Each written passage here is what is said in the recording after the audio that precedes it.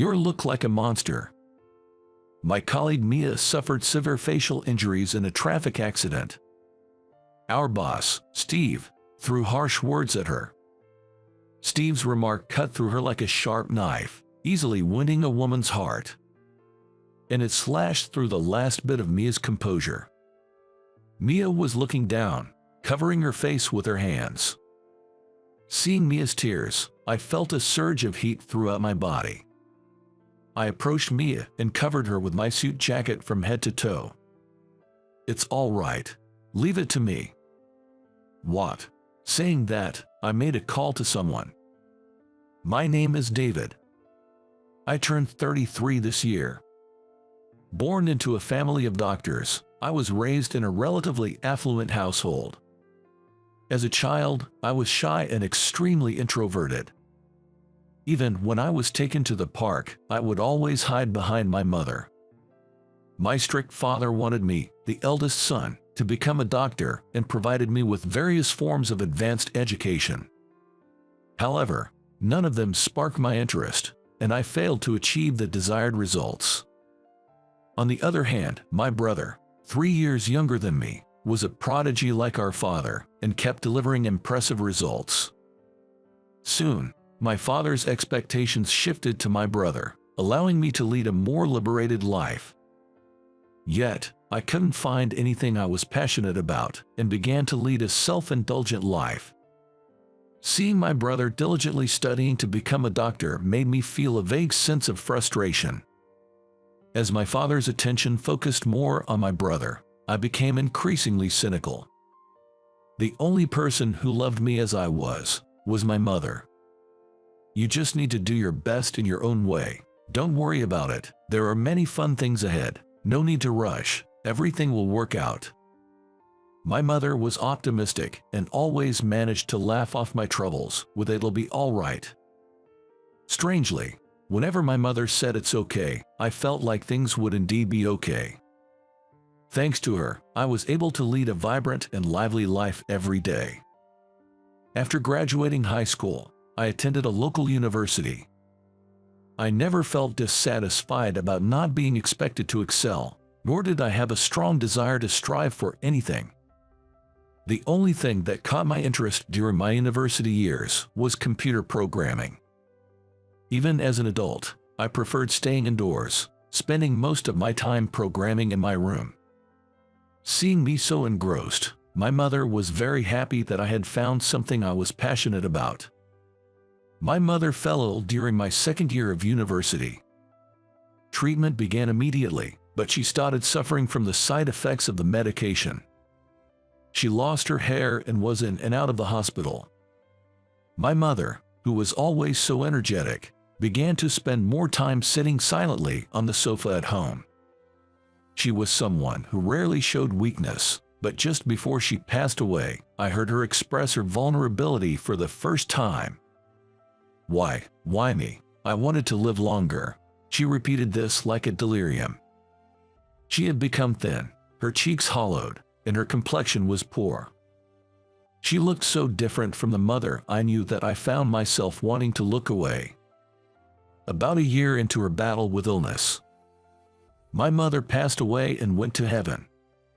She spent her last days in tears, enduring a sad and painful time. The sight of my mother suffering left a deep trauma in me. Several years later, having overcome the loss of my mother, I joined an IT company as a system engineer and continue to work as usual. "Good morning." Still slouching, I see. "Come on, stand up straight and face forward." Yeah, good morning." The one who greeted me energetically this morning was my colleague, Mia. She has been a colleague since the beginning of my career, and we are the same age.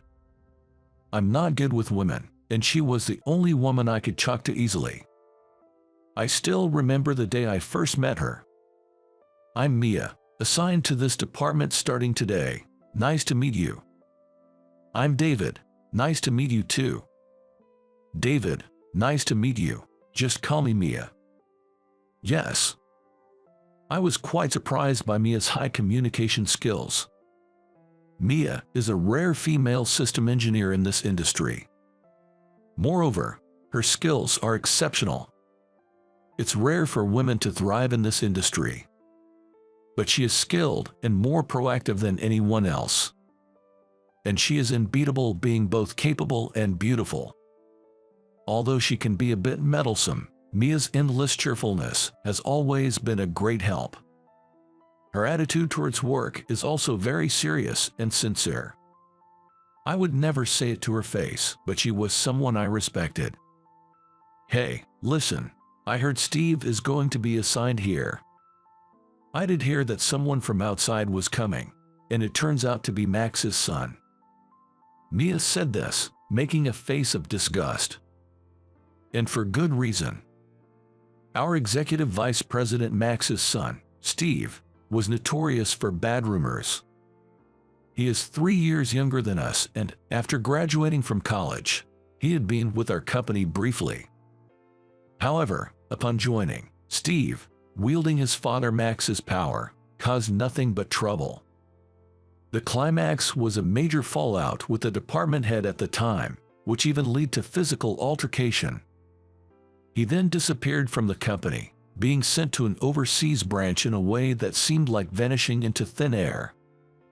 He was always surrounded by bad rumors. No one would be happy to welcome him. With a heavy heart, we headed to the morning assembly.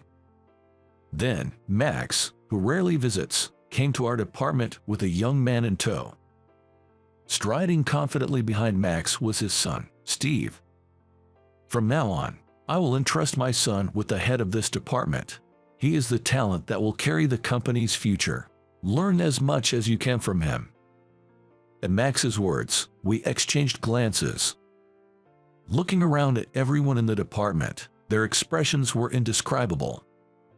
After Max finished speaking, Steve introduced himself in front of us. "With me here, this company will grow even larger. Believe in me and do your best."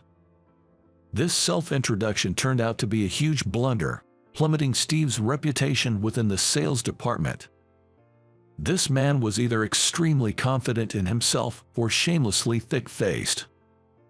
Regardless of the situation, he never lost his superior attitude. It was terrible when he insisted on accompanying me to a meeting. "Can't you handle something as simple as this on your own?" In the middle of our meeting, he interjected with a condescending attitude. This led to the client getting infuriated and the contract breaking down. My credibility, built over years with that client, crumbled in an instant. "What have you done?" That client was a valuable one who had been using our system for many years. Even when confronted, Steve was nonchalant, showing no sign of taking any responsibility. Just because they've been a long-term partner doesn't mean anything if they're not bringing in money. Profit is what matters. This is why I hate incompetence. Steve insisted he was right and shifted the blame, leaving me almost speechless. "Don't joke around. I've worked hard to gain that client's trust. It was your remark that wasted all our efforts. What, are you going to stand up to me? You know I can easily fire you, right?" I clenched my teeth hard. The frustration of not seeing my years of effort pay off was immeasurable. Having lost my mother, achieving results at work had become my sole purpose in life. This added to my frustration. I couldn't possibly work with such an irresponsible person. Despite being the boss, he had ruined a crucial client relationship, and I never wanted to deal with him again. But Steve's tyranny didn't stop there. Although unfamiliar with complex documents and administrative procedures, he wouldn't ask us for help due to his pride, even though he should have. When he delivered documents containing critical personal information of a client to the wrong company, it nearly led to a disaster. We apologized to the other party and managed to avert a crisis, but it could have easily threatened the company's existence. "It's your fault, my subordinates, for not being attentive enough. I just did what I was told." Even though the situation didn't escalate, it was an unforgivable mistake, yet Steve claimed he had no responsibility. It wasn't just me who was at the end of my patience. Mia felt the same way. That day, we ended up going out for drinks on short notice, venting our frustrations about Steve as if to clear the air. Mia seemed to share my feelings, troubled by Steve's daily work attitude. I've been thinking the same. I accompanied him to a meeting recently, and it was tough because he spoke down to the client and us. So it wasn't just us. It's unacceptable to inconvenience our clients like this. I felt relieved knowing Mia shared my sentiments. But there wasn't much we could do, so we just vented our frustrations that day and parted ways. The next day, Mia started to counter Steve with a firm attitude. If you claim to have no faults, then please complete at least one task without relying on us at all. We will not interfere with your work. Mia's statement was completely reasonable, and Steve couldn't counter it with his usual excuses. The department erupted in applause, leaving Steve completely isolated. Embarrassed in front of everyone, Steve seemed frustrated. Mia was right. We weren't here to clean up Steve's messes. Mia, who spoke on our behalf, was admirable. However, Steve, humiliated by the incident, harbored resentment towards Mia. You'll see someday. I'll make sure to pay back this debt someday.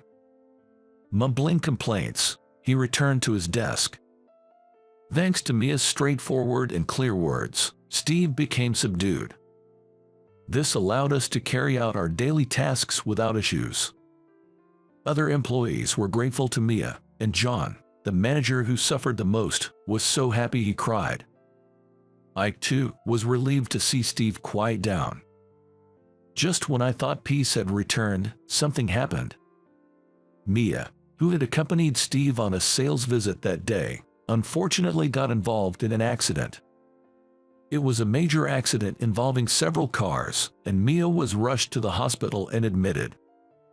Steve was unharmed and bragged about it the next day at work. I was fine. If Mia had driven better, we wouldn't have had the accident. They should be more competent before acting so high and mighty. I couldn't help but retort to Steve's spiteful comments. Isn't that an inappropriate thing to say? Weren't you concerned, being at the scene together? Please don't say anything that would sadden Mia when she returns. Though I counted Steve's bad-mouthing Mia, he just smirked creepily. Seeing his expression gave me a bad feeling. That's if she can come back from the hospital. Steve, making unsettling remarks, seemed to hint at knowing something. The meaning of his words became clear 2 months later. When Mia returned to work after being discharged, it was a terrible sight. Mia, it's a burn. It's not pleasant to look at, right? I'm sorry.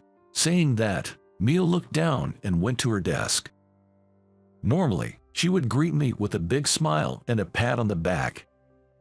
I felt a bit of loneliness as Mia went to her desk without making eye contact with me, unlike her usual self. Mia, who had come to work, had half of her face still not healed and covered in bandages. This small visible part of her skin seemed severely damaged, far different from her previously clean and smooth complexion. Her teeth were also chipped, and her cheeks appeared sunken, possibly from not being able to eat properly. Mia had become almost unrecognizable, and I couldn't find the right words to say to her. I knew she had been badly injured, but I hadn't imagined it would be to the extent of damaging half of her face. Mia sat at her desk, covering her face with one hand. Sensing the mood, no one in the sales department tried to start a conversation. As a heavy silence fell, Steve's loud laughter echoed. What's with that face? You look like a monster. I can't believe you can walk around outside with a face like that. His words, sharp as a knife, easily wounded a woman's heart and tore through Mia's barely maintained composure. Mia, no doubt, heard Steve's words too. She looked down, covering her face with her hands.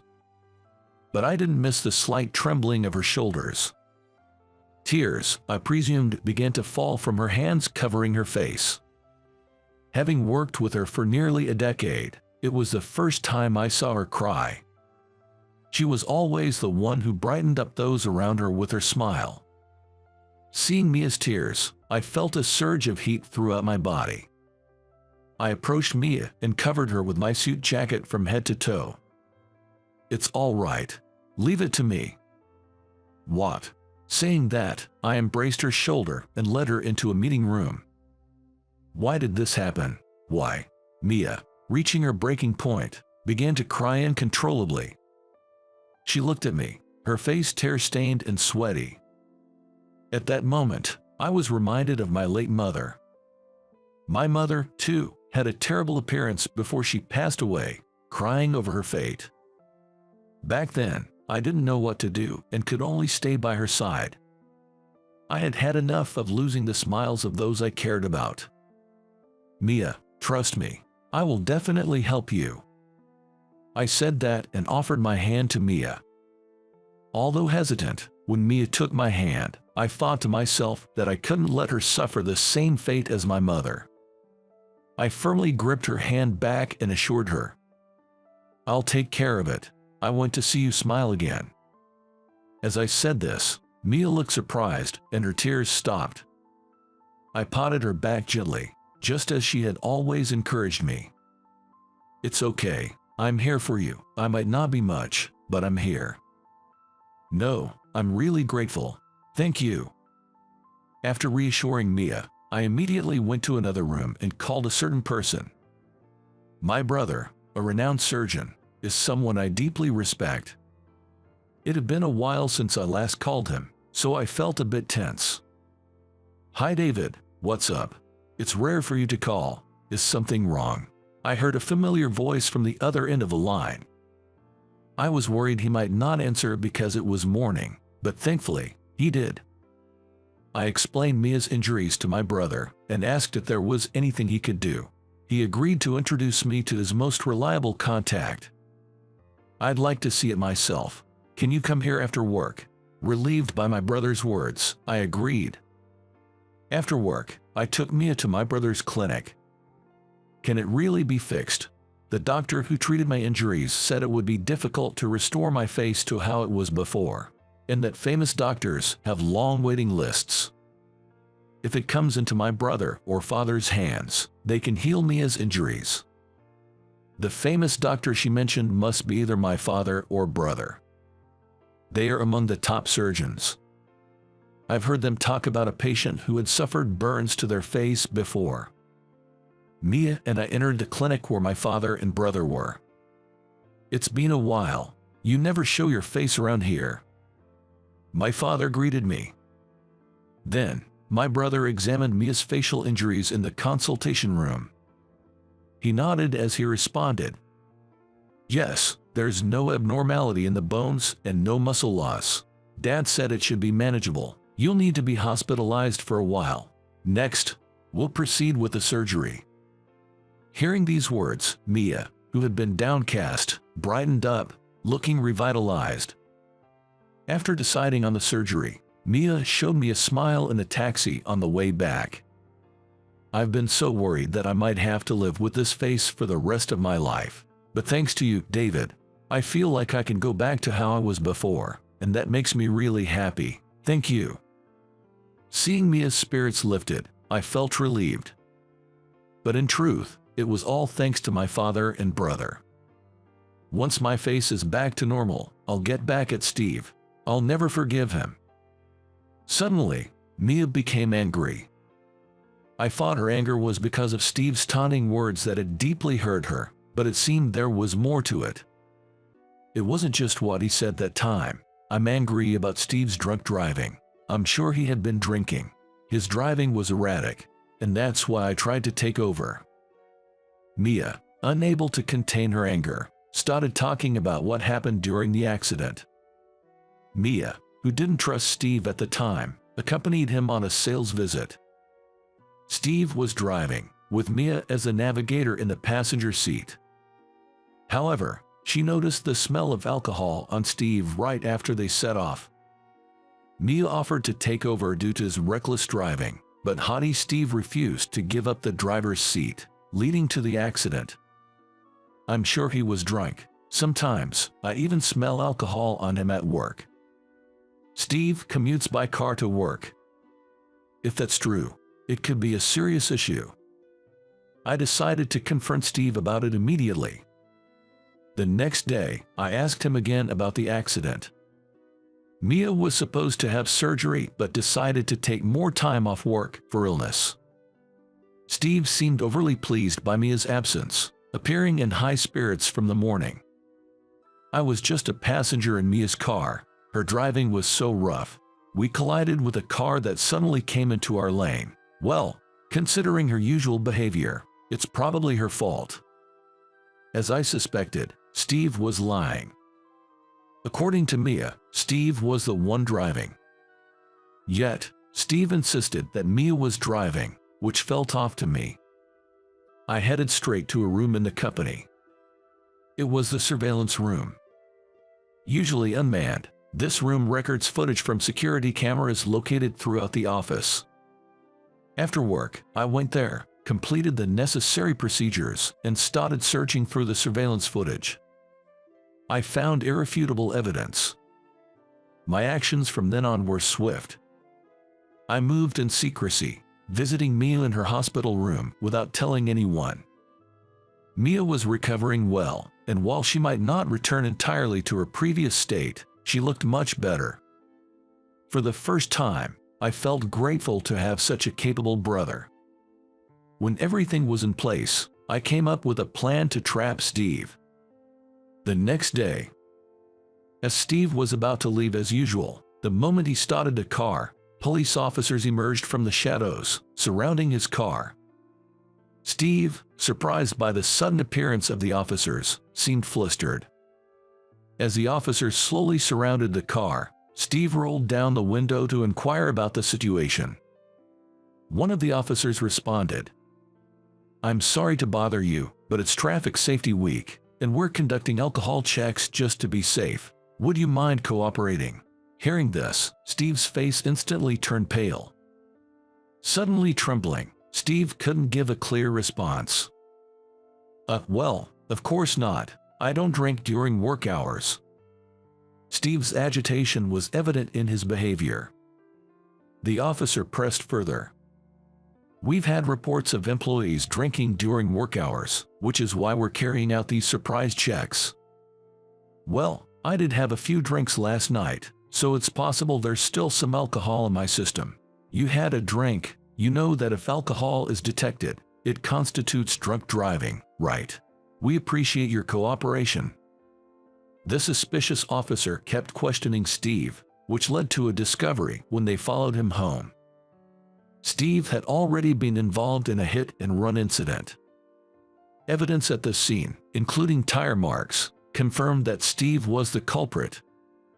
It was also revealed that Steve suffered from alcoholism. Steve was known to drink alcohol indiscriminately, regardless of time and place. He was even drinking inside the office, and various security cameras captured him consuming alcohol. Furthermore, I found footage from a security camera showing Steve drinking in the break room before heading out on sales on the day Mia had her accident. Mia's statement was the final blow. Steve had caused an accident while drunk. The truth was his selfish doing. But what was worse was how he handled the accident. It turned out that Steve was the one driving that day, with Mia sitting in the passenger seat. This was later clarified by a police investigation. Sensing something was wrong with how Steve was driving, Mia offered to drive instead, but he stubbornly refused. After the accident, only Mia was seriously injured. He had the first responders take Mia away and then falsely reported to the police that the accident was caused by Mia. Despite his abhorrent actions, he tried to pin the driving on Mia and elusively escape responsibility. Mia, who was unaware of this, was shocked to learn the truth. Preoccupied with her facial injuries, it seems she had never even thought about who was being blamed for the accident. All these were shameful attempts by a man trying to escape responsibility. As a result, Steve was arrested by the police. Given the evidence and the gravity of his actions, the officers said he couldn't avoid punishment. Following Steve's arrest, the company decided to discipline both him and Max. Due to his son's foolish actions, Max saw decades of his efforts go down the drain. Thus, Steve faced the full consequences of his actions. He now has to live with and confront his crimes. In adulthood, it's not status, power, or ability that matters. The crucial aspect is taking full responsibility for one's actions. I hope Steve reflects on his actions and reforms. Afterward, Mia's face almost completely returned to normal, and she was fully rejuvenated. I'm overjoyed to see her smile again. David, you're a lifesaver. Thank you. I owe you one. It's nothing. I just did what anyone would. Mia thanked me, but I felt awkward and couldn't fully express my joy. The credit for restoring her face goes to my father and brother. I merely contacted my brother. I hadn't done anything else. Moreover, since that incident, I've been in touch more frequently with my father and brother, and we've even planned to have dinner together. I should be the one thanking Mia. Without you, I might not have received help from your family. You were there for me when I was hurt and in tears, David. Mia blushed and looked into my eyes intently. Well, do you have time today? I'd like to express my gratitude, so I'd be happy if you could join me tonight. My heart raced as I saw Mia blush. Nervously nodding to the unprecedented formal invitation to dinner, I saw Mia's cheeks relax into a happy smile. Subsequently, Mia and I began dating and eventually decided to get married. On our wedding day, Mia, dressed in a wedding gown, looked stunningly beautiful. We concluded our reception surrounded by the blessings of our family, colleagues, and friends. Surely, my mother was watching over us from heaven. Some time later, Mia gave birth to a baby girl. I was so thrilled I felt like jumping for joy at the sight of our adorable child. After losing my mother, I had immersed myself in work, but now my focus shifts to protecting my new family. I intend to shower my daughter with the same abundance of love that my mother had given me. And in this one-time journey of life, there will undoubtedly be unfair and challenging moments. During such times, I remind myself, it will all work out. Remembering my mother's words, I continue to live each day with my beloved family. I'll freshen you up and make it all nice. When I happened to cross paths with a classmate, Kevin, at the year-end party, and he called out to me, I brushed him off and headed for my seat. Kevin then proceeded to pour his beer over my head from above. 3 of Kevin's cronies also started heckling me. I clenched my fists, barely containing my anger. So, I'll just cleanly cancel that $100 million contract then. What? Saying that, I left the restaurant. After that, I made a certain call. As a result, Kevin's world came crashing down. His own actions had led him down the path to ruin. My name is Robert Smith, 35 years old. I run an apparel company. After years of experience in the apparel industry, I founded my own company, at the age of 27. Until things took off, I lived a life of poverty, juggling day jobs and part-time work, but now my company has grown to a respectable size and recognition. Working in a field I'm passionate about brings me immense satisfaction, and I enjoy my work every day. My father, also an entrepreneur in a different field, often gives me advice when I face challenges at work. Life was fulfilling until one day, an unexpected piece of news reached me. This news would entangle me in an unforeseen event.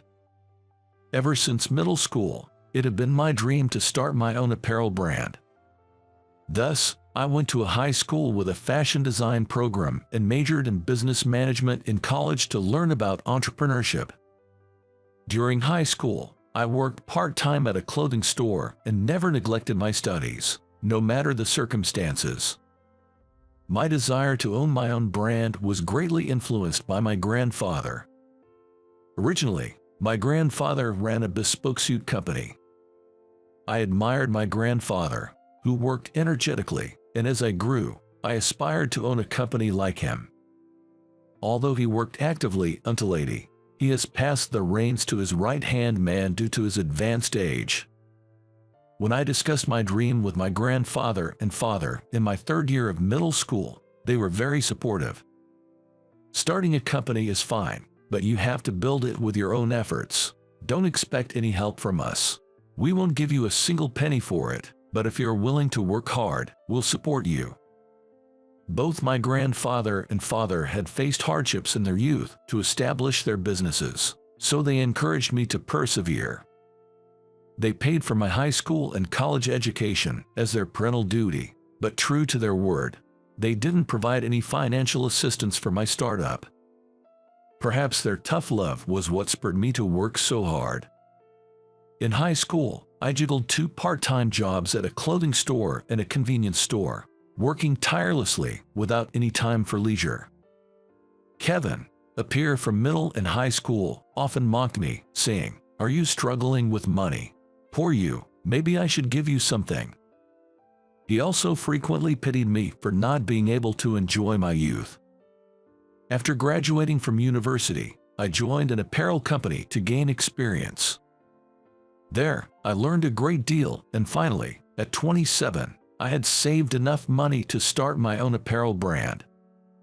Initially, it was a small company of just 5 people, but over time, the team grew to 10, then 50, and now we have over 200 employees, with the company thriving under my leadership.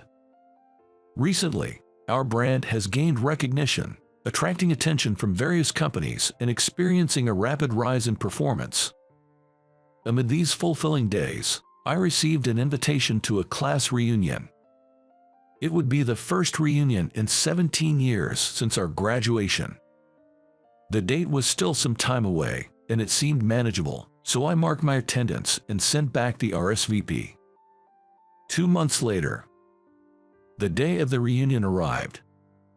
I was unusually excited from the morning, causing my colleagues to remark, "Mr. Smith, you seem even happier than usual today." I finished work on time and headed to the hotel, the venue for the reunion. Upon arrival, I found everyone already gathered, forming groups and enjoying a lively atmosphere. Lost in nostalgia, I felt a tap on my shoulder. Turning around, I saw an old friend from middle school.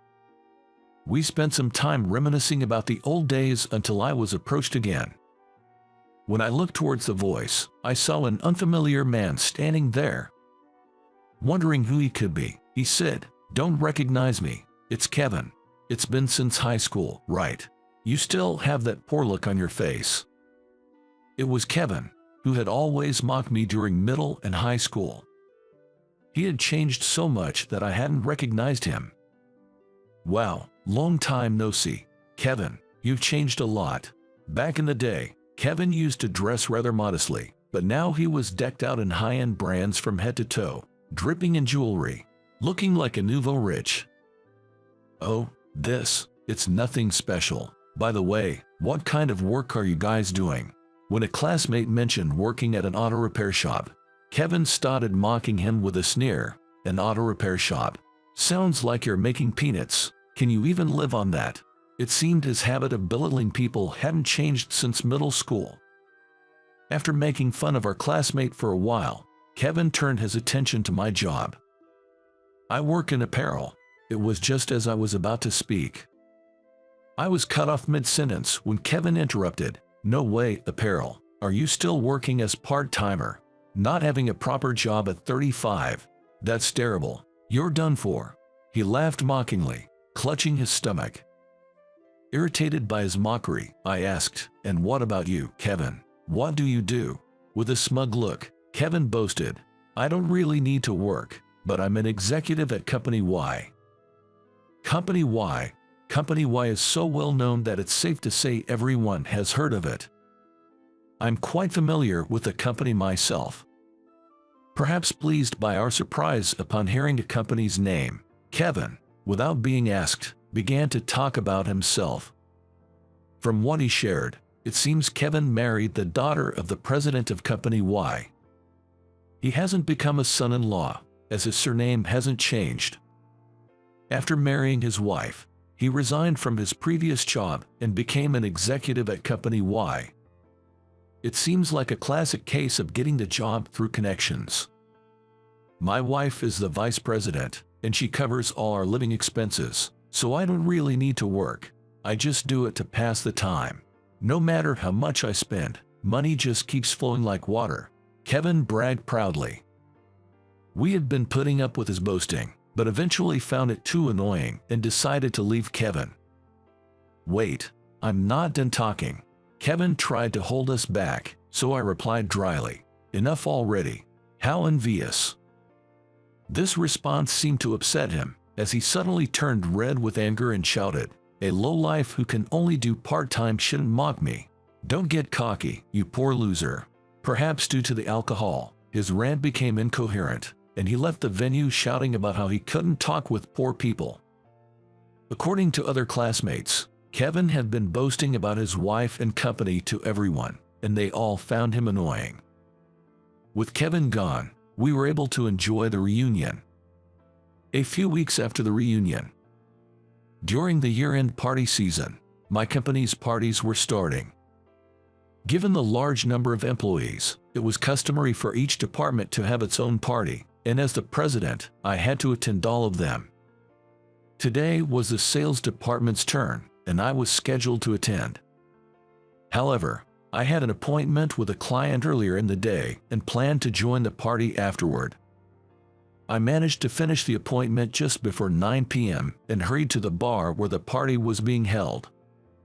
As I was heading towards the reserved room at the back of the bar, "Hut, isn't that Robert?" "It is Robert. What are you doing here?" It was Kevin, who must have been sitting at a table, calling out to me. I couldn't believe we'd run into each other here.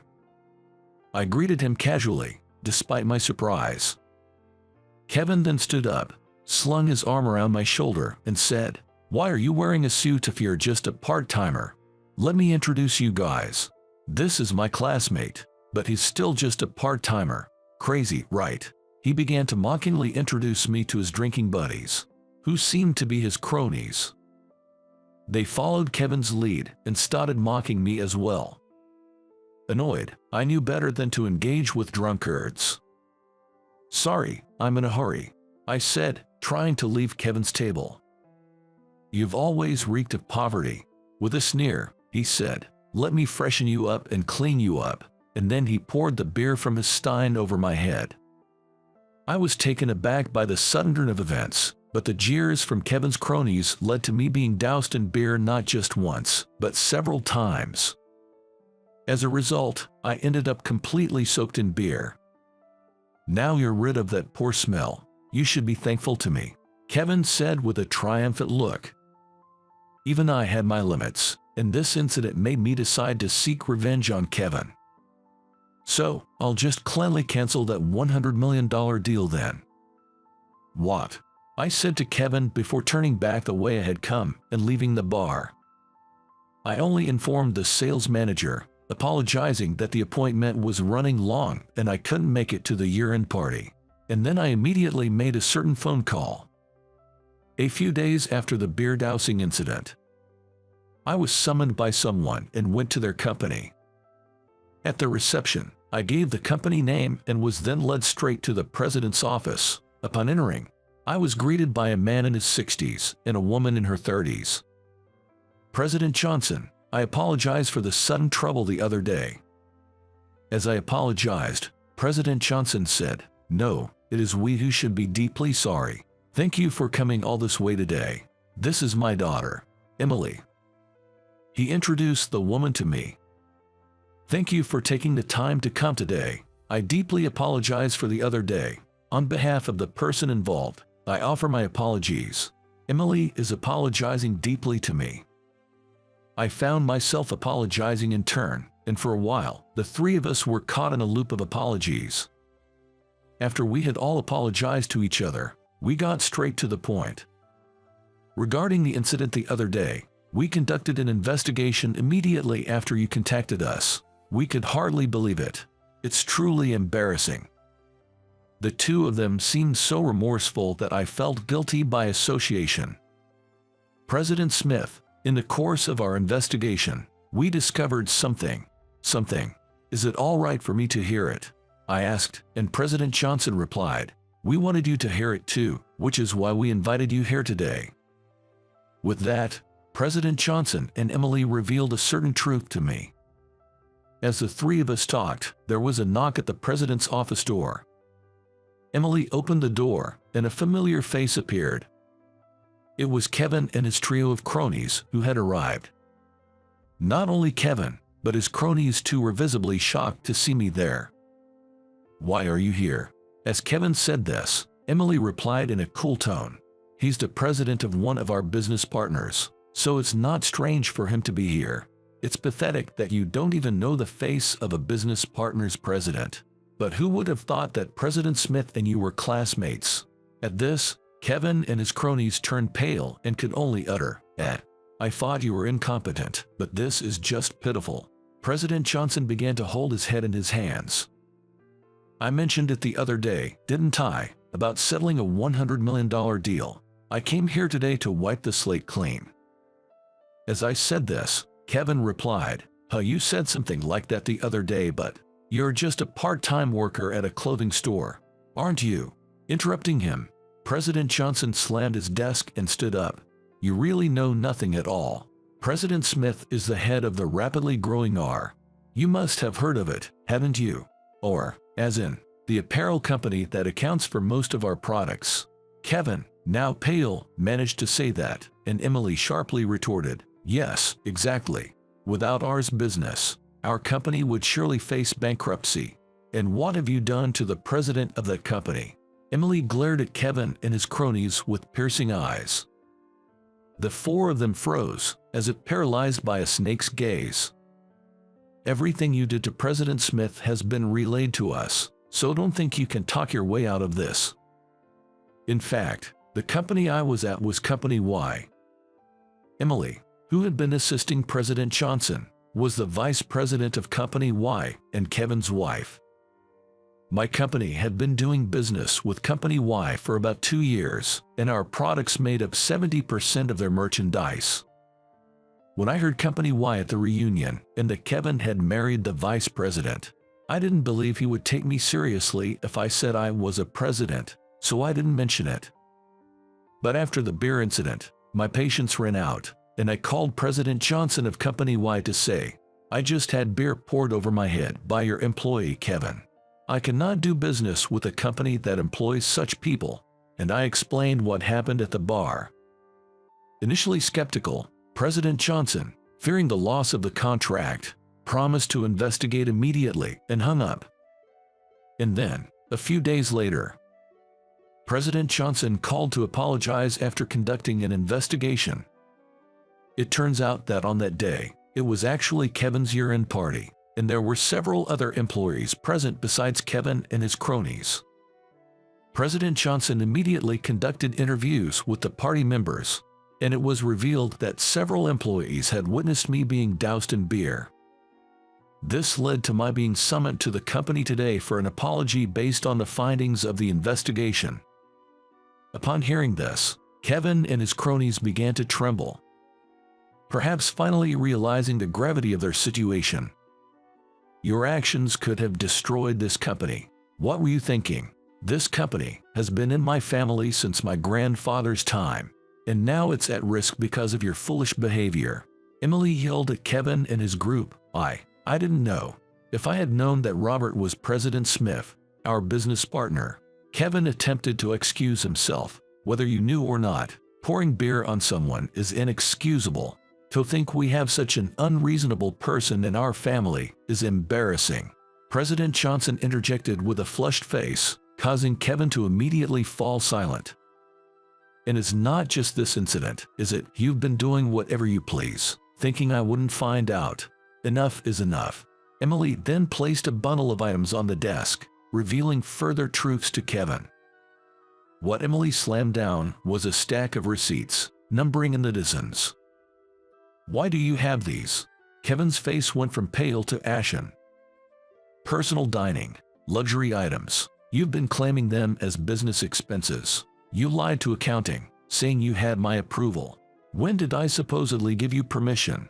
When Emily asked him, Kevin seemed unable to find a response, his eyes darting around. Before Kevin and his group arrived, I had heard from Emily and President Johnson that Kevin had lied to the accounting department, claiming personal dining and luxury items as business expenses for entertainment and gifts. During the investigation into the beer pouring incident, someone from the accounting department consulted Emily about the expenses, leading to the discovery of this fact. Subsequently, President Johnson and Emily reviewed all the receipts for expenses Kevin had claimed, uncovering a significant amount of embezzlement. The fact that President Johnson and Emily wanted to share with me was about Kevin's embezzlement. Despite being an executive with a presumably decent salary, Kevin had been dipping into company funds. However, seeing him adorned in such luxury brands, it somehow made sense. "What you've done is embezzlement, a serious crime. Because of the deal-breaking incident and your embezzlement, you will have to leave the company. We'll also be divorcing, so prepare yourself," Emily declared, causing Kevin to panic and beg her. "Please, not that. I'll return the embezzled money and work harder. Just reconsider the divorce," Kevin pleaded. However, Emily was unyielding, forcefully pushing Kevin away. "Don't touch me. Leave now. I never want to see your face again." After Emily spoke, she turned away from Kevin. Seeing Emily was not swayed, Kevin then turned to me in desperation. "Please, I'm begging you. Convince Emily for me. If you can just reset the business deal, everything will work out. Let's forget about the beer incident and act like adults here. My divorce might be your fault, you know." Kevin, still not understanding what he did wrong, demanded from a position of superiority that I accept a business deal. I was so astonished by his audacity that I was at a loss for words. I shook my head and said, "You really don't understand anything, do you? This isn't about that anymore. I can't fulfill your request. If you're going to blame anyone, blame your own actions." Looking Kevin in the eyes as I said this, he collapsed in tears on the spot. He is possibly thinking crying might solve his problems. He kept glancing over at me, perhaps hoping for some sympathy. It's sad to see a person fall this low, beyond any hope of redemption. As I was contemplating what to do next, President Johnson said, "President Smith, I apologize for taking up your time today. We'll handle the rest. So please feel free to go." Following President Johnson's words, I left Company Y in their hands. As the door to the president's office closed behind me, I could hear President Johnson's angry voice, which gave me a sense of relief, and I returned to my company feeling refreshed. Later, I had the chance to hear about Kevin from Emily. Kevin and Emily ended up divorcing, and Kevin left Company Y. He repaid the embezzled money in full by taking out loans, so the police were not notified. Kevin, who had relied on Emily for everything including rent and living expenses, was kicked out of the house after the divorce. As a result, without a home or job, he found a live-in part-time job, but with debt repayments, he was left with almost no money. He occasionally contacted Emily, complaining about his poor lifestyle. Kevin, who used to look down on me for being poor, has now found himself in that very position. While I don't take pleasure in his misfortune, I can't help but feel that what goes around comes around. Kevin's cronies also faced their own penalties and left the company, likely due to the uncomfortable atmosphere. It seems karma has caught up with each of them. As for me, I renegotiated and signed a new contract with Company Y. President Johnson and Emily have thanked me multiple times, but the business with Company Y is also beneficial for me. I hope to maintain a good relationship with Company Y moving forward. Somehow, through this incident, I've become friends with Emily. We've started going out for drinks, and she's become somewhat of a big sister figure to me. Lately, she's been concerned about me being of marriageable age but without a partner, and has offered to introduce me to someone soon. While it's a bit nosy, I've been so focused on work that I've nearly forgotten what dating is like. I'm a bit anxious, but also excited about the prospect of meeting someone new. Looking forward to a passable new encounter, I'm motivated to continue working hard today. Do you really think someone like you belongs here? You're completely out of place. It seems you don't understand where you stand.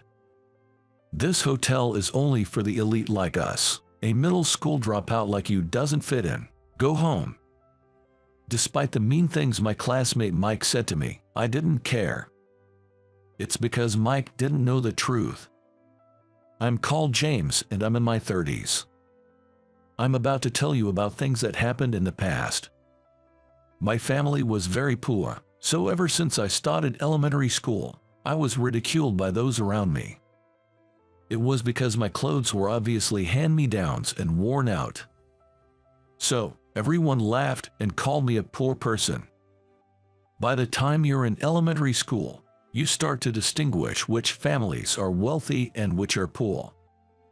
Families who can afford to buy the latest games and bicycles for their kids are considered rich, while those who have nothing are seen as poor. I was an only child, but we were a single-parent family, and my mother was struggling to keep our living, so I hardly had any toys. My parents divorced before I was fully aware, and it seems my mother never received any child support. According to my mother, my father was unfaithful and cheated a lot, and despite her repeated warnings, he never changed. Fed up, my mother decided to leave home with me. My father was a terrible person who probably didn't care about us at all. I've never met him since the divorce and didn't want to. I didn't care about a father who made my mother suffer, especially since it was unlikely he would ever apologize. So, my mother worked multiple jobs for my sake, but had to reduce her workload when she fell ill.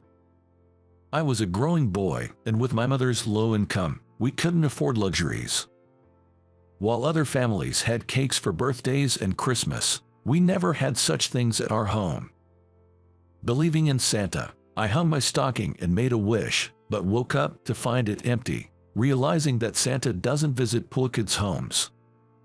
Later, understanding that Santa was actually the parents, I felt the harsh reality of our situation. Among the boys who teased me, I particularly despised a boy named Mike. Mike came from a wealthy family and always bragged about his possessions. For instance, the latest gaming console his father bought him, or the expensive clothes his mother got for him. Mike was probably the only one who came to school in branded clothes, so both the girls and boys would all say, "Wow, that's amazing," and praise him. The other day, I went to the department store with my mom and got this shirt and pants. Cool, right? They cost $500 in total. Well, my family is rich, so it's expected. There he goes again. Hey, James, your clothes are so lame. Where did you buy them? From a supermarket, perhaps? Well, yes, but so what? Give me a break.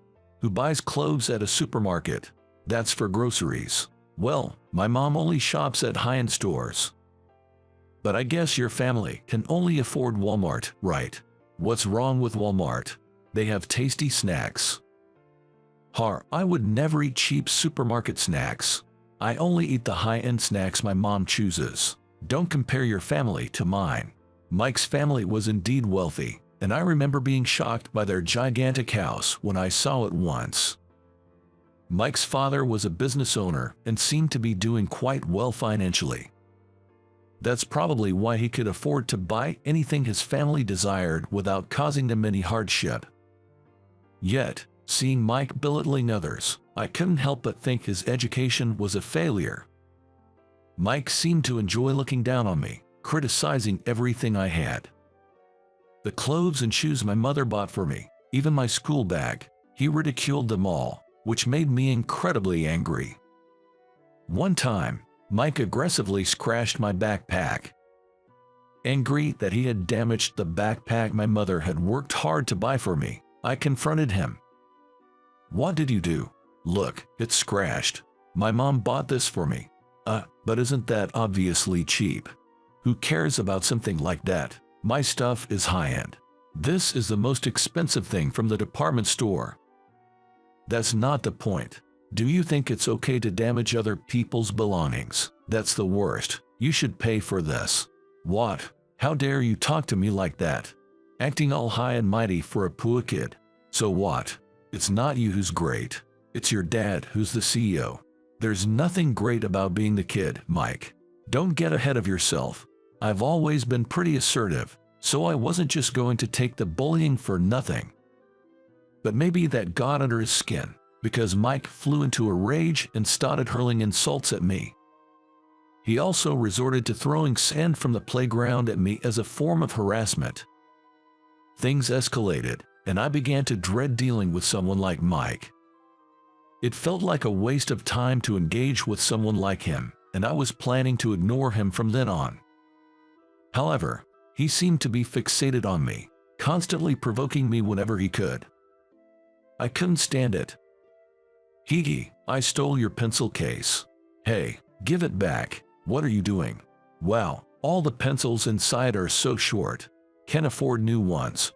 That's sad. Poor people can't even buy pencils." I'm glad I'm rich. Anything I want, my mom and dad buy for me." "Hey, give it back already." As Mike and I scuffled, we got caught on a desk and fell over. The desk crashed down and hit Mike's arm, causing him to hold it in pain.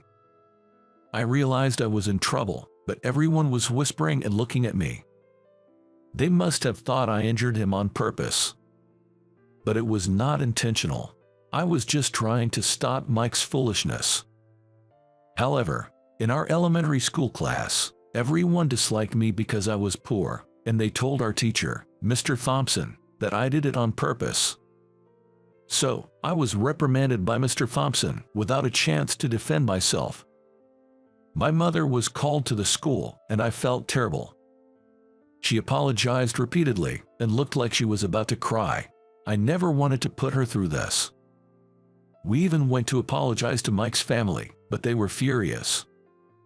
It was just a minor bruise, nothing serious. But it all started because Mike stole my pencil case and teased me. For the first time, I realized how unfair the world could be. It was frustrating to see everyone siding with Mike, the rich kid. I always wondered why I had to go through this just because I was poor. I wasn't causing trouble for anyone by being poor. I was trying my best to live every day. Having to make my mother apologize was a huge shock to me, but Mike seemed unfazed. In fact, he was spreading rumors that I deliberately knocked over the desk to hurt him. Then, we entered middle school and ended up in the same class again. Mike had apparently tried for private middle schools but didn't get in anywhere, so he ended up at the local public middle school. He wasn't that bright, just wealthy, which I kind of expected. But Mike was making excuses like I was just 1 point away from passing, which seemed rather pathetic. Even after we started middle school, Mike continued to tease me and, along with other boys, mocked my lunch. They called the lunch my mom made for me poor looking. What's this? That sandwich has no ham in it. How can you eat this? Isn't this worse than animal feed? Hey, just give it back. No way. If you say please return it, Lord Mike, I might consider it. Who would say that? Hey, you think a poor kid like you can talk back to me? Do you know who I am? The son of the CEO of Adams Corporation. So what? You're always bragging about your parents, but you yourself aren't impressive at all. You ended up here because you failed to get into a boys' school. Say that again, I dare you. I'll say it as many times as you want. Despite being a rich kid, you couldn't get into middle school because you're not smart. All right, tough luck. This is what happens to someone who can't apologize. Mike dumped my lunch on the floor and burst out laughing. I was so shocked that I froze and couldn't do anything. I admit I might have gone too far, but Mike was the one who started it. I wondered if this wouldn't have happened if I had been more submissive. But I didn't want to just take it one-sidedly, and I've always been pretty assertive, so I couldn't help but talk back. Then, in our third year of middle school, everyone started to seriously consider their future paths. Mike was told by our homeroom teacher, Mr. Carter, that he had no chance at prestigious private high schools, so he lowered his sights to a certain private school. I couldn't even dream of attending a private high school, and I was even debating whether to go to a public one. My mother had become more frail than before, and I knew she was pushing herself to work. Her complexion was always poor, pale as clay, making me fear she might pass away someday. I felt guilty making her work so hard for me, so I thought it would be better to start working right after middle school. But Mr. Carter was a bit surprised when he heard I wanted to work instead of going to high school, considering my decent grades. I've decided not to go to high school but to work instead. I really want to start earning as soon as possible to ease my mother's burden. Well, I can understand that, but James, your grades are decent, and you could do well in high school. Are you sure that's not an option? Yes, that's an academic school, and I don't think they focus much on job placement. You know, vocational schools are said to be better for getting jobs, but academic schools focus on preparing students for university. I don't even have time to get qualifications at a vocational school. I want to start working right away to bring money home, so I really prefer to find a job. I see, it might be a tough path, but if that's what you want, James, I'll support you. Thank you, I'll do my best. And so, I graduated. Everyone seemed happy with their high school placements, but I was the only one in my grade who went straight to work.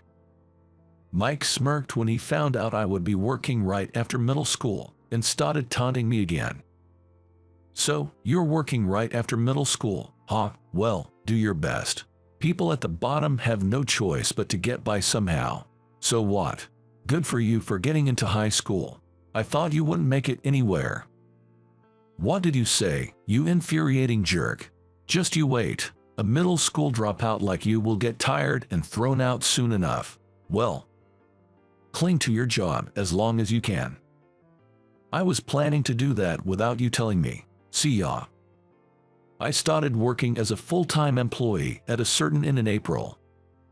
It was a live-in job where I handled guest services. The landlady was strict but treated me like her own son.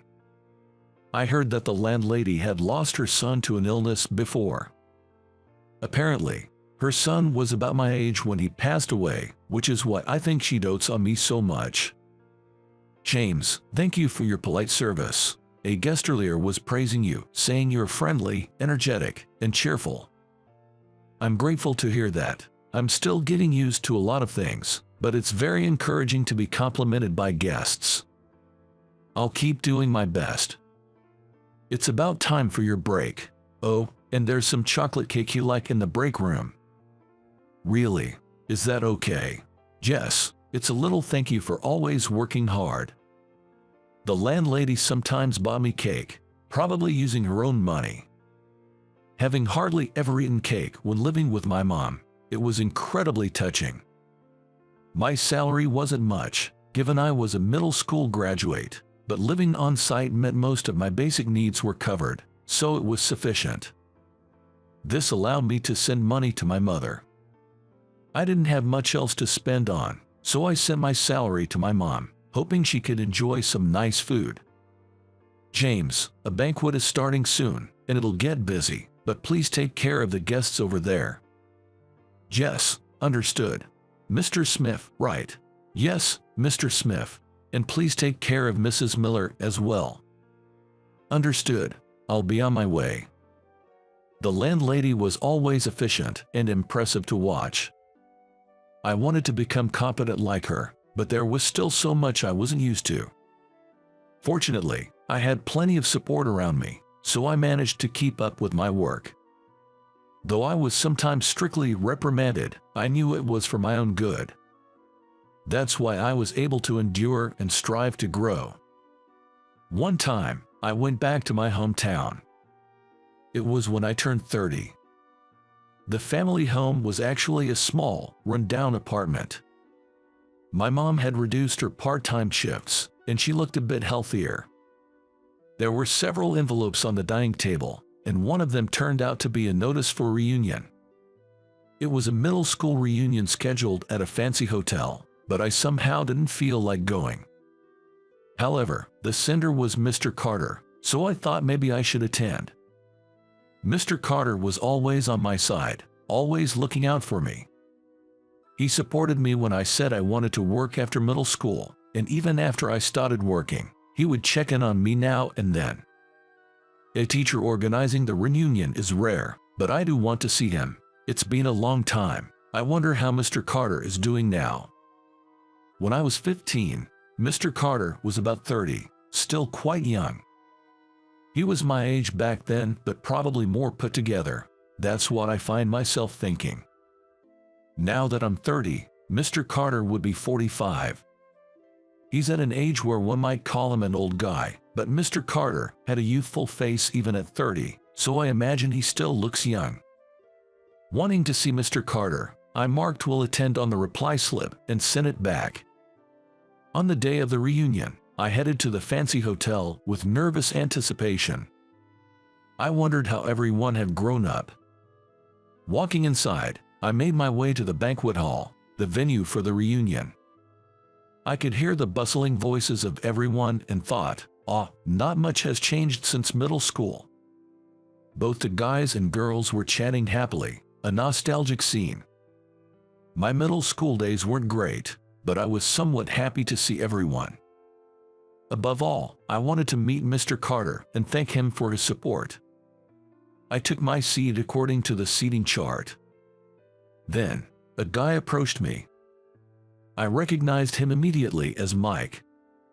He was the only one with such a mean look on his face. "Hey, long time no see. You're James, right? How's life as a middle school grad?" It's okay, I guess." "Really? Just okay? Well, I guess you live in extreme poverty every day. You were always poor after all. I'm set to take over my dad's business. They even call me the heir at the company. I'm the future president after all." "Oh, is that so?" It seemed Mike had joined his father's company and was being groomed as the successor. The thought of him coming over just to boast about this made me feel weary. I'd rather look for Mr. Carter and express my gratitude than listen to Mike's pointless bragging. Glancing around, I spotted a slightly gray-haired man. That must be Mr. Carter. He hadn't changed much in height or build, and I could recognize him from the back. I got up and approached Mr. Carter. "Mr. Carter, it's been a long time. I'm James." "Oh, James, how have you been? Keeping well?" "Yes, thanks to you. I'm busy every day, but it's fulfilling." "That's good to hear. I always worried you might be overworking yourself since you're such a hard worker, but if you're healthy, that's great." "Yes, I'm doing well." At that moment, Mike approached again, smirking. He was probably about to say something mean again. "Why don't you just leave? You're annoying." "What? Why all of a sudden? Do you really think someone like you belongs here? You're completely out of place. It seems you don't know your own standing."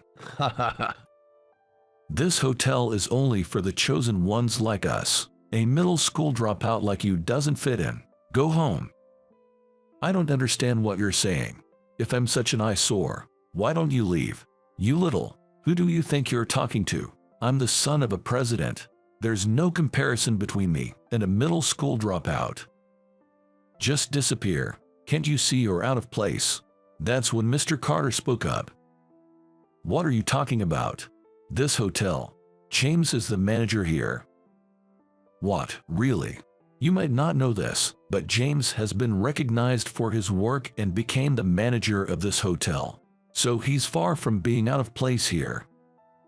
"That's impossible. He's just a useless middle school dropout, incapable of succeeding anywhere." There's no way a middle school dropout could become a hotel manager. I've never heard of such a thing. Whether you've heard of it or not, it's a fact. I started off doing menial tasks at an inn, but my hard work there was recognized. And now I'm in this position. This Grand Palace Resort was actually established by the inn I used to work for. What are you talking about? Initially, we were only managing the inn, but then we decided to create something more upscale, like 5-star urban luxury hotels and resorts. That's how I ended up being appointed as the manager of this Grand Palace Resort. They saw my hospitality skills and manners developed at the inn and asked me to take on this role. Mike was utterly astonished, his eyes wide with disbelief. Actually, I am the manager of this Grand Palace Resort, a luxury hotel. It's a 5-star hotel, and it was created by the parent company of the inn where I first worked. Until now, we had only managed inns, but we decided to move into providing high-class urban accommodations and started constructing 5-star hotels. When looking for the right talent, I was chosen. I was surprised to be selected, but I was happy that my efforts were recognized. I thought I would always be stuck in low-level jobs, but the landlady had been watching me closely. "You're too good to be just doing odd jobs here forever. You should go to the Grand Palace Resort next. It will be lonely without you. But it's for your own good, James. Thank you for all your hard work. Keep your spirits up when you're there. I'm grateful to have worked here. I've seen many guests happy, and I've always been treated well by you and everyone else. I believe I've been able to do my best thanks to everyone here, so I'll keep doing my best in the next chapter too. Remember, you can always reach out if things get tough. Remember that everyone here is rooting for you. Just think of that and get back on track. Your mother would be proud to see how much you've grown." Yes, my mother was overjoyed when I became the manager. I couldn't have reached this point on my own. I don't even know how to begin thanking everyone, but thinking about not seeing everyone again makes me sad. Hey, no crying now. This is a celebration. Cheer up, or you'll make me cry too. Right? It's a good thing. I'll keep going with a positive attitude. Thanks to the landlady's recommendation, I made an unusual career move. It was unprecedented for a middle school graduate to become a manager of a luxury hotel, but I was highly valued for my contributions. I've always been blessed with supportive people. During my time at the inn, the landlady and the staff cared for me, and I received numerous letters from Mr. Carter. Knowing so many people truly cared about me made my past as a middle school dropout seem insignificant. Mike apparently went to a decent university, but his character was deeply flawed. People who look down on others and take pleasure in belittling them are unlikely to earn respect from anyone. When Mr. Carter stood up for me, Mike was so angry he trembled. I don't know why Mike was so mad, but I felt more justified in being angry after being belittled by him. Perhaps he was looking forward to seeing me cry and run away, so finding out I was the manager must have been a blow to his ego. He must have been frustrated to see someone he looked down on succeed. Mike, in frustration, started bothering others and bad-mouthing me. However, our matured classmates did not appreciate Mike's behavior and warned him. Annoyed by their disapproval, Mike got defensive and loud. Eventually, after being told he was being a nuisance, he sheepishly left. He's still acting like a child. Well, if he can acknowledge James's efforts, it's no surprise people think he hasn't grown up. Right? I wouldn't want to be like him. I was mocked in middle school, but I never thought he'd still be so malicious. Anyway, it's good to see you're doing well, James. Although we've been exchanging letters, it's reassuring to see you in person. You tend to overdo things, so I've been worried. How's the hotel job going? Thanks to you, it's going smoothly. There are tough times, but I enjoy the work more than anything. That's good to hear. Remember, if things get hard, you can always talk to me. You're not a middle schooler anymore. But you're still an important former student to me, so don't hesitate to reach out. Then, I met a woman. She was visiting with a friend and was earnestly searching for a lost item. No staff member could find it, but I stumbled upon it by chance. When I returned the lost item to her, she was delighted. Her name was Emily, and she was beautiful. The handkerchief she lost, given by her mother, was very precious to her. Her mother had passed away, but she had given Emily the handkerchief just before her death. "Thank you so much for finding it. This was the last thing my mother gave me, so it's very precious. It might look like a dirty old handkerchief, but it's a cherished keepsake to me." "Not at all. I'm honored to have been of help. I'm glad you found your precious item." And somehow, Emily and I started dating. She pursued me earnestly, and eventually, I gave in. I wondered if it was okay to develop this kind of relationship with a guest, but since we coincidentally met on my day off, it must be fate. Emily wanted to express her gratitude to me and invited me out for a meal. She still seemed pleased about that handkerchief, giving me the impression that she's a very sincere person. "I'm really glad to be dating you. After all, it's rare to find someone as dedicated to their work as you are. You're such a hard worker. And I aspire to be like that too." "Is that so? But there's something important I need to tell you. I'm sorry for keeping it quiet, but the truth is, I never made it to high school." "Aren't you worried about having a future with someone like me? You only went to middle school." "Yes." When Emily momentarily looked frozen, I thought she must have been put off. After all, lacking an education could be a significant drawback when considering marriage in the future. But that wasn't the case with Emily. "Wow, but I hope this doesn't sound rude. Becoming a manager despite not even going to high school is quite impressive. You must have worked very hard. You really do give your all in everything, don't you? Really. You're not put off, I mean. When you think about the future, some might prefer a college-educated elite, right?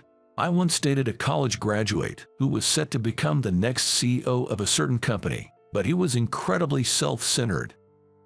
He seemed to enjoy looking down on others, and I was fed up with it.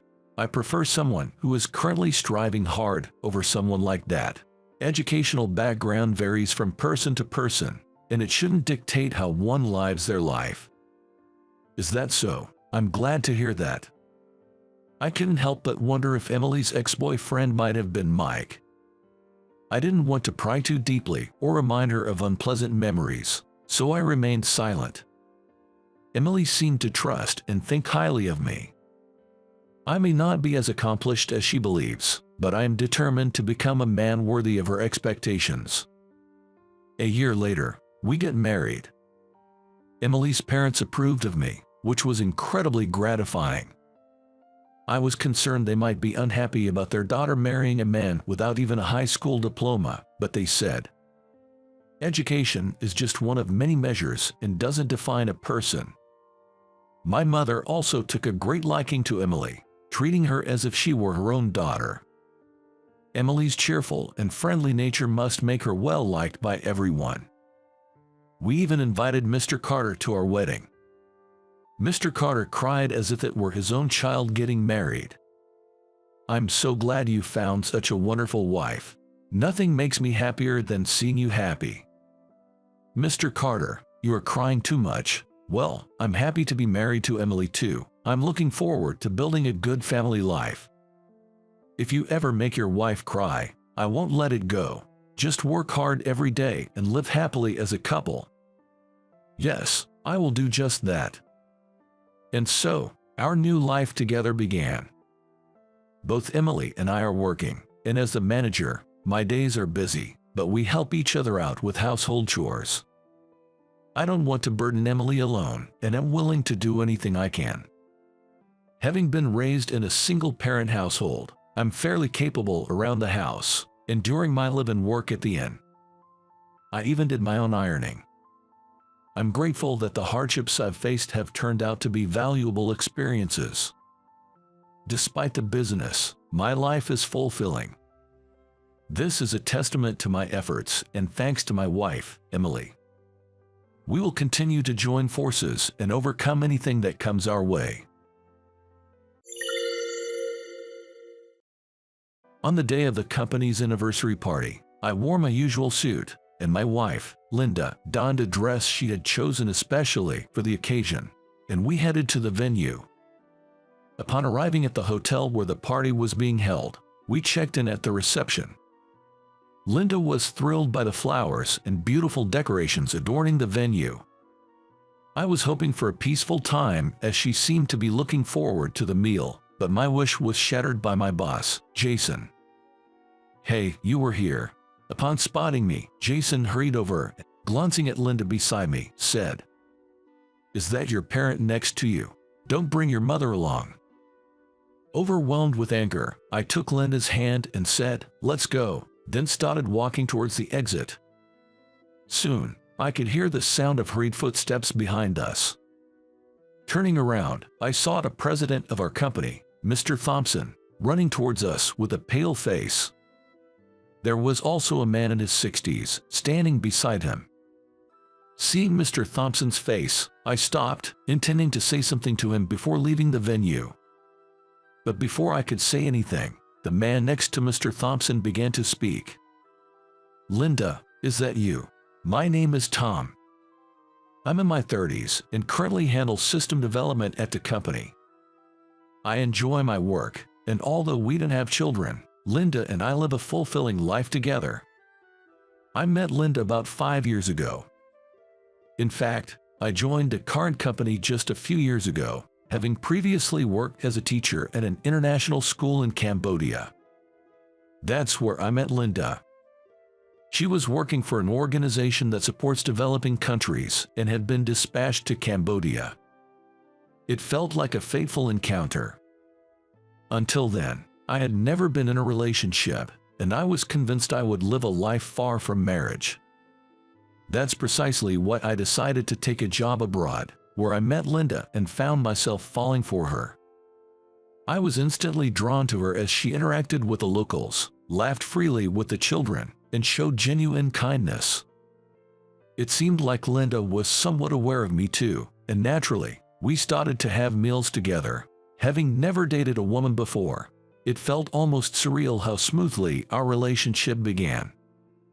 Linda, being over a decade older than me, was initially concerned about our age difference, but it didn't matter to me.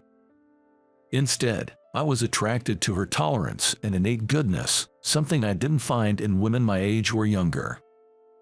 Every time I expressed this to Linda, she would smile at me, delighted. Having met such a wonderful woman, my boss, Jason, always ridiculed our relationship. He often mocked the age gap between my wife and me, using Linda as a joke to amuse others. Jason's mockery began about 3 years ago, not long after we met. That day was my welcome party, and despite being a mid-career hire, most of the employees had gathered for me. Being a young and small startup, there weren't many employees. Yet, I felt at ease with the company's homely atmosphere, believing I could fit in quickly. My comfort began to wane when Jason, who initially seemed pleasant, gradually became drunk and his behavior started to feel off. "Tom, you said you were married, right? Show me a picture of your wife." "Of course, but please don't expect a beauty like your wife, who everyone looks up to." Jason had been bragging repeatedly about how young and beautiful his wife was to his subordinates. "Rather than hanging out with these guys, I'd rather head home early to see my wife," he slurred, boasting about her, so I chimed in to sing his praises too. Jason was enjoying our conversation, but when I showed him a photo of Linda, he burst out laughing, spitting everywhere. "Is this your wife? More like your mom than your wife. Do you call her mom when you get home?" Jason said that, then started passing the photo to his subordinates, laughing and saying, "Check this out. This is Tom's mom." Colleagues glanced my way, reluctantly joining in Jason's jests to stay in his good graces. Though feeling bad for me, they couldn't outright dismiss Jason, our superior. Frustrated with Jason, I felt guilty for putting my colleagues in this awkward position. But appearances don't define a person, I'm sure you'll understand once you meet her," I said, trying to keep calm, but Jason only provoked me further. "What are you talking about? I wouldn't want to meet her even if you paid me. I might age just by association." Saying that, Jason started fiddling with his phone and then showed us a picture of his wife on the screen. At that, exclamations of admiration escaped from the employees. To me, it looked unmistakably like the kind of brown-nosing the employees always seem to be doing. Jason probably often boasts about his wife to his subordinates, and his constant nature must be exasperating for the employees. Although they respond positively to Jason's stories, their faces seem to betray a sense of annoyance as they nod along. Women have to be young and beautiful, right? Look at Tom. He's only been here a few days but stays late all the time. If his wife were more appealing, he'd probably rush home. Saying that, Jason burst into laughter and finished his glass of beer. A coworker nearby refilled his empty glass, and Jason nodded in satisfaction, holding the glass in his hand. "I'm in management, so I can't leave early, but I'd swap places with you. Who doesn't want to go home? Learn fast and climb a ladder, will you?" After spitting out those words with slurred speech, Jason emptied his glass and stood up to head to the restroom. Sympathetic glances from colleagues felt like salt in the wound. From that day on, every time Jason saw me, he'd start by poking fun at Linda. "Good morning. You're early for work again today. Seems like you'd rather not be at home, but please, let's skip the excessive overtime."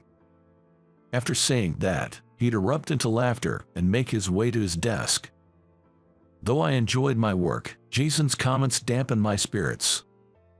While I was organizing some items, Jason called me over. When I went to him, he said, "From now on, make me a coffee when you arrive at work," assigning me a task unrelated to my job. I thought to myself that this was surely not right and considered objecting. But then I remembered a junior employee used to make coffee for Jason every morning. It must not have been out of initiative, but rather, as now, out of being ordered to do so. The thought of Jason getting displeased if I refused, and then asking another junior employee to do the same task, made it hard for me to say no. I let out a small sigh and responded in a quiet voice, "Yes." I headed straight to the kitchenette to brew some coffee and then took it to Jason. On my way there, I realized I should have checked with the employee who usually made Jason's coffee whether he liked sugar or milk in it, but I decided to be more careful about that in the future and continued on my way. "Sorry to keep you waiting. Is black okay? I should have asked about your preference before brewing it. My apologies for the oversight." After I said that and handed over the coffee, Jason spent some time looking at the coffee in the cup. I briefly worried if something was not to his liking, but was soon reassured when Jason cracked a smile. However, what Jason said next was almost unbelievable. "This coffee doesn't smell appetizing. Mind throwing it away?" Saying that, Jason handed me the cup directly. Thinking it must surely be a joke, I gave a polite smile, but Jason, as if urging me to take it quickly, thrust the cup towards me. Realizing he was serious, I couldn't hold back and confronted him. "Don't you think that's a bit rude? At the very least, please prepare your own drink. And please, don't give me orders that are unrelated to work ever again." When I showed my anger, Jason tried to calm me down with a sheepish grin. "Don't get so worked up. Besides, it's not like I was giving you an order. You were just doing me a favor, right? Well, from now on, I probably won't be able to drink the coffee you make, so I'll ask someone else without being told." If I stay any closer to Jason, I might end up yelling in anger. To control myself, I refrained from saying anything more and returned to my seat. But Jason's relentless mocking didn't stop. No matter how much I tried to distance myself, he would approach me with more infuriating comments. "Do you not have any kids? Well, you got married late and to someone older, like a mother. Guess kids are out of the question." In this day and age, such remarks should be unthinkable to anyone with a sense of decency. Jason either lacks this sensibility or is deliberately trying to hurt me. Though I should ignore him, his words sting like a thorn in my heart. Both Linda and I love children. But as Jason mentioned, we are indeed older and mindful of the physical toll on Linda. We haven't explicitly discussed it, but we're both aware of these feelings deep down. That's why Jason's comments hurt me deeply and felt so demeaning. I could feel the pitying looks from nearby colleagues. Whether it's due to Jason's rude behavior or the realization of how deeply shocked I am, I can say, despite my passion for my job, I've been feeling increasingly out of place. The harassment from Jason continued, but I stayed at the company. While Jason often bothered me around work hours and breaks, once I'm engrossed in my tasks, I can immerse myself in my work. By that time, I was quite satisfied, and I suppose I had also acquired the skill to let anything unrelated to work that Jason might say just go in one ear and out the other. Lately, I've been less irritated by Jason. One day, Jason asked me about a company anniversary party happening over the weekend. About the upcoming company anniversary party, can your wife make it? Spouses and children were invited to the 10th anniversary celebration of our company's founding. While it's true that today's era makes it easier to establish startup companies, many still end up not surviving and eventually go bankrupt. In such an environment, it's impressive that this company has managed not only to survive for a decade, but also seems poised for steady growth in the future. I love my job and hope this life continues, but bringing Linda is another matter. Considering my past interactions with Jason, Linda would likely end up hurt. Moreover, Jason probably asked me if my wife was coming out of curiosity, wanting to see what she's like. He might not hesitate to make hurtful remarks even in Linda's presence. We're allowed to bring family, but I thought Linda might prefer a quiet evening at home. When I mentioned that, Jason looked surprised. Hey, don't dismiss it as nothing. I owe you one, so the least I can do is say hello. Clearly, Jason intended to involve Linda somehow. I was determined not to bring her, but Jason's next remark made me waver. What, are you embarrassed to show her to us? Pretending to love your wife in front of us but actually feeling inferior, right? Provoked by Jason, I found myself responding defensively. That's not true. All right, I'll talk to her about it. And so, I ended up discussing the company party with Linda. As soon as I get home, I immediately ask Linda, remember I mentioned the company's anniversary party this weekend? Turns out, families are welcome. I was thinking of going alone initially, but what do you think? Linda's face lit up upon hearing this. Really? I'd love to greet everyone at your workplace and see who you work with. Let's go together. Her genuine smile momentarily made me look forward to the party. However, Jason's smug grin soon invaded my thoughts. Hoping Linda wouldn't get hurt, I awaited the weekend with a mix of emotions. On the day of the party, I wore my usual suit, and Linda wore a dress she had chosen specifically for this occasion as we headed to the venue. Upon arriving at the hotel venue, we checked in. Linda was delighted by the floral arrangements and decorations. She was also looking forward to the meal, and I hoped for a peaceful time, but Jason shattered that hope. Hey Tom, there you are. Upon spotting me, Jason hurried over and said while glancing at the person next to me, Linda. Is this your parent next to you? Don't tell me you brought your mother. He had already seen Linda's photo, so such a mistake was impossible. Linda, unaware of Jason's malice, responded with a smile. No, I'm his wife, Linda. Thank you for always supporting him. I got a lot of sun exposure while working in Cambodia, which makes me look older than I am. When Linda said that, Jason agreed sarcastically. Indeed, you're right.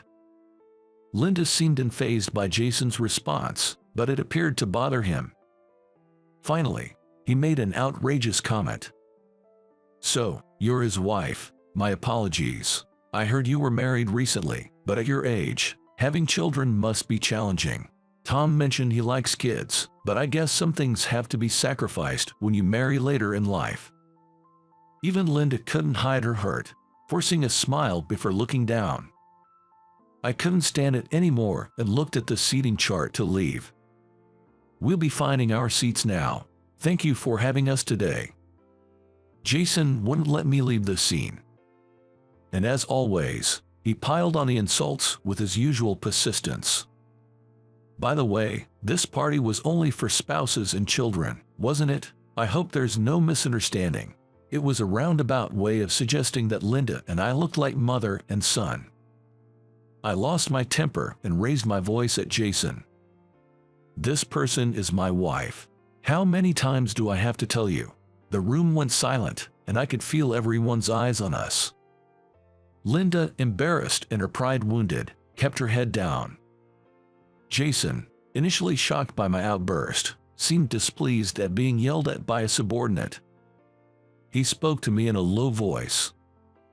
"Who do you think you're talking to? It seems you lack the common sense expected of a working adult. We can't have someone like you here. Please leave for today." Unable to contain my anger, I retorted to Jason with more force than intended.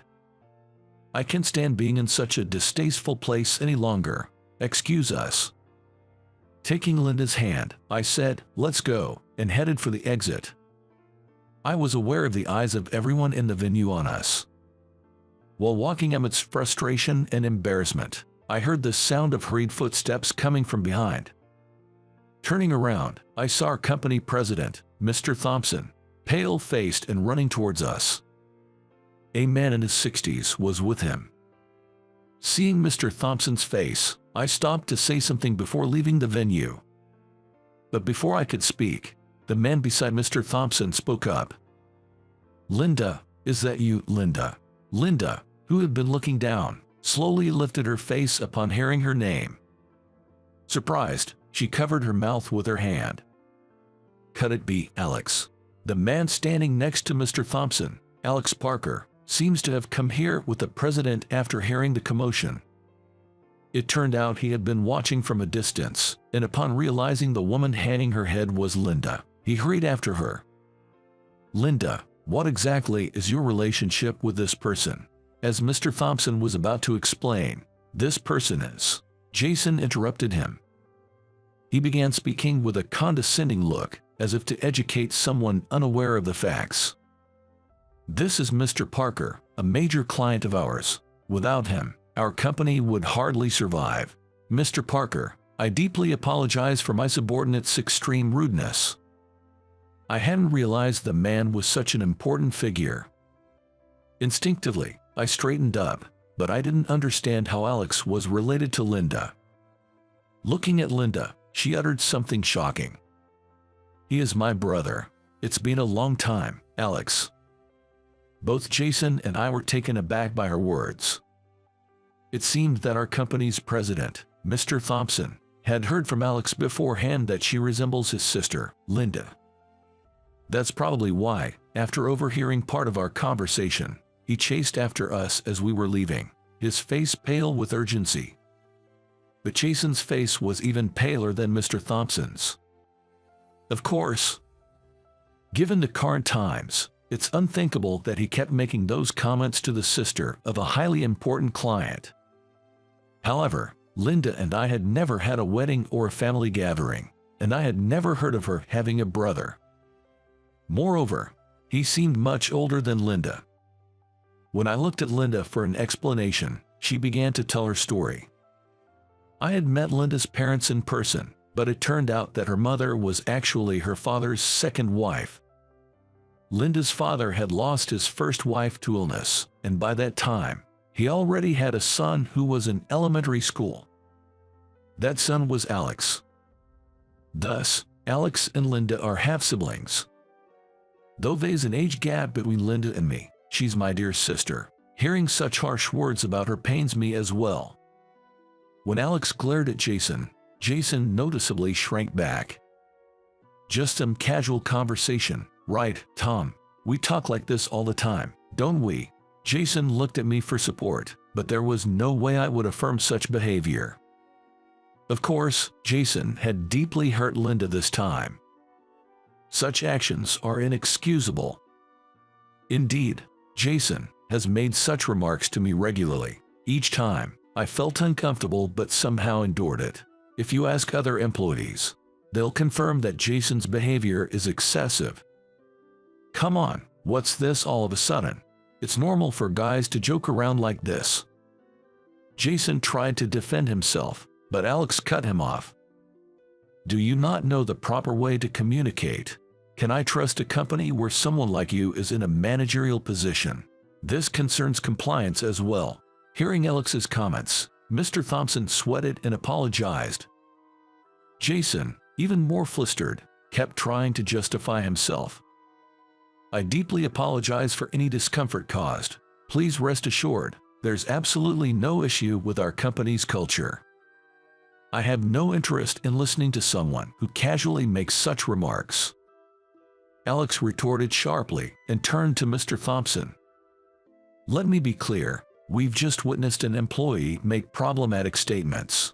How you handle this will determine whether I can continue to trust your company. It was evident that Alex was demanding strict action against Jason. Indeed, a company that overlooks such issues is bound to decline. Despite my own failing in not having filed a complaint with the appropriate authorities, I hoped that Mr. Thompson would impose a severe punishment. As Mr. Thompson hesitated, a cheerful voice said, "What's going on here?" A stylish woman approached Jason and stood beside him, arm in arm. Seeing the woman's face, I immediately recognized who she was. She is Jason's wife. Under normal circumstances, Jason might have boasted about her, but now was not the time. Instead, he seemed clearly annoyed by her presence. Could these be the people you were talking about? The May December couple, she began to say, looking at us with a mocking expression. At that moment, Jason shouted, "Just shut up and go over there." He likely mocked us at home too, using our situation as a joke over drinks. I could easily picture such scenes. After Jason's wife left, Mr. Thompson cleared his throat to gather attention. As Mr. Parker said, we need to clarify the facts and consider disciplinary action, including possible dismissal. Wiping the sweat from his forehead, Mr. Thompson said so. Hearing those words, Alex slowly nodded in agreement. If your company is serious about addressing misconduct, I can continue to trust it. This involves my family, so I'd appreciate a follow-up report. With that, Alex said, "I'll excuse myself for today," and headed for the exit. From his posture, it was clear he was somehow managing to contain his anger. Mr. Thompson rushed after him as Jason watched in dismay. Linda and I decided not to attend the party any longer and went to another hotel for dinner instead. Since we had dressed up and gone out, we decided not to just head home but to treat ourselves to a nice meal instead. Raising a toast, I spoke to Linda. "Sorry for making you feel bad today. Work is interesting, but that person really causes trouble." When I apologized, Linda shook her head apologetically. "I'm the one who should be sorry. I'm sure it's because of me that you often feel so downhearted." I had never seen Linda, who usually has an untroubled smile, blaming herself like this. What others say doesn't matter. I was drawn to your smile and your inner beauty. With that, Linda said, "Thank you," and finally showed me a smile. Then, I asked Linda something that had been on my mind for a while. "More importantly, you seemed quite close to Alex, but you've never mentioned him before. Could you tell me about the two of you?" "Sorry I haven't talked about it. It's not that I wanted to hide it." Linda then began to share her thoughts. By the time Linda was in elementary school, Alex was already in high school. When Linda found out that she and Alex were half-siblings, she couldn't shake the feeling that her mother favored her exclusively. Linda always felt guilty towards Alex and, admiring him, thought it was better to distance herself from him. That's why, from a young age, she was determined to work abroad. Since starting to work overseas, she has hardly returned to America, and she can't remember the last time she met Alex, which surprised me greatly. But Alex really seemed to care about you. Maybe you don't need to feel so burdened for his sake. Linda pondered for a moment, then sipped her drink, saying, maybe you're right. The following week after the party, the company set up a consultation service and a committee to investigate Jason's case. The committee's inquiries quickly brought Jason's past issues to light. Within a few months, Jason stopped coming to work without any notice, leading to either disciplinary dismissal or resignation. Though I felt somewhat guilty about his departure, I wasn't the only victim, and Jason had brought it upon himself. I hoped he would learn from this failure in his next job. After Jason left, I was able to work under a new supervisor without any stress.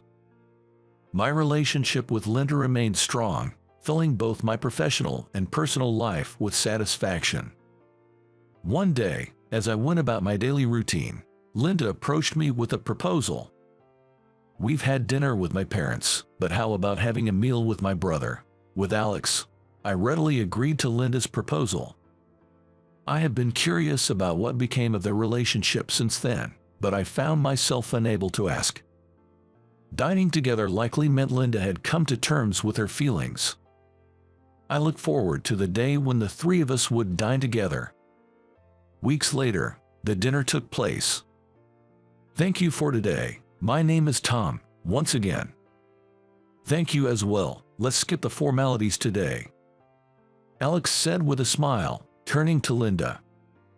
I was surprised when you suddenly went abroad to work and we lost contact. Why do you always run away? Faced with Alex's question, Linda shared the feelings she had once confided in me.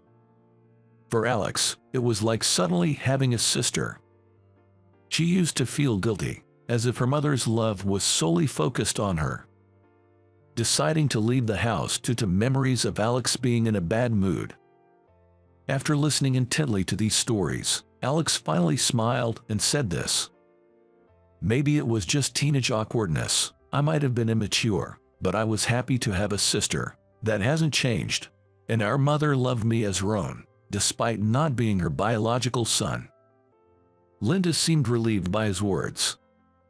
Above all, we're the only siblings we have. Let's support each other from now on. And Tom, as a member of my extended family, I'm counting on you too. We clinked our glasses, reaffirming our bond, and toasted once more.